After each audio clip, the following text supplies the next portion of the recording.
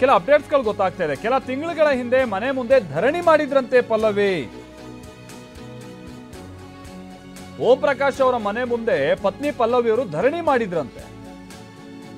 ಪತಿ ವಿರುದ್ಧ ಧರಣಿ ಮಾಡಿರ್ತಾರೆ ಯಾರು? ಪತ್ನಿ ಪಲ್ಲವಿ.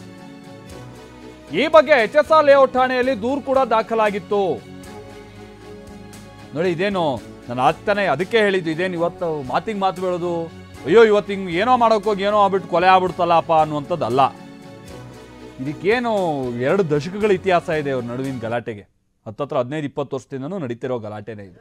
ಬಟ್ ಈ ವಯಸ್ಸಲ್ಲಿ ಈಗ ಪತಿಗೆ 68 ವರ್ಷ ಇಲ್ಲ ಅಂತ ಅಂದ್ರೂ ಪತ್ನಿಗೆ ಒಂದು 60 ವರ್ಷ 62 ವರ್ಷ ಆಗಿರ್ಬೋದು ಅಂತ ಕಾಣಿಸುತ್ತೆ. ಅಲ್ಲ ಹೇಳಿದ್ದು ಯಾಕಂತಂದ್ರೆ ಒಂದು ವಯಸ್ಸಾದಂಥವ್ರು ಇಬ್ಬರು ರಿಟೈರ್ಮೆಂಟ್ ಲೈಫನ್ನು ಎಂಜಾಯ್ ಮಾಡ್ಕೊಂಡು ಹೋದೆ. ಎಂಜಾಯ್ ಅಂತೂ ಬೇಡ, ಅಟ್ಲೀಸ್ಟ್ ಅದನ್ನು ನೆಮ್ಮದಿಯಾಗಿ ಕಳೆಯುವಂಥ ನಿಟ್ಟಿನಲ್ಲಾದರೂ ಕೂಡ ಏನಾದರೂ ಒಂದು ಒಪ್ಪಂದಕ್ಕೆ ಬರ್ಬೋದಿತ್ತು ಯೋಚನೆಗೆ.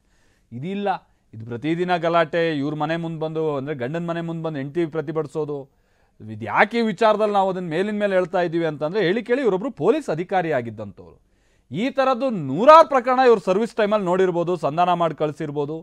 ಬುದ್ಧಿ ಹೇಳುವಂಥ ಸ್ಥಾನದಲ್ಲಿದ್ದಂಥವ್ರು ಇವ್ರುಗಳೇ ಹಿಂಗೆ ಕಿತ್ತಾಡ್ಕೊಳ್ತಾ ಇದ್ರು ಯಾವುದೋ ಪ್ರಾಪರ್ಟಿ ವಿಚಾರಕ್ಕೆ ಮತ್ತೊಂದು ಅಂತ ಅಂದರೆ, ಇದು ಯಾವ ಮಟ್ಟಿಗೆ ಗೊಂದಲ ಆಗೋಗಿತ್ತು ಅನ್ನುವಂಥದ್ದಕ್ಕೆ ಒಂದಷ್ಟು ಉದಾಹರಣೆಗಳಷ್ಟೇ ಇವೆಲ್ಲವೂ ಕೂಡ.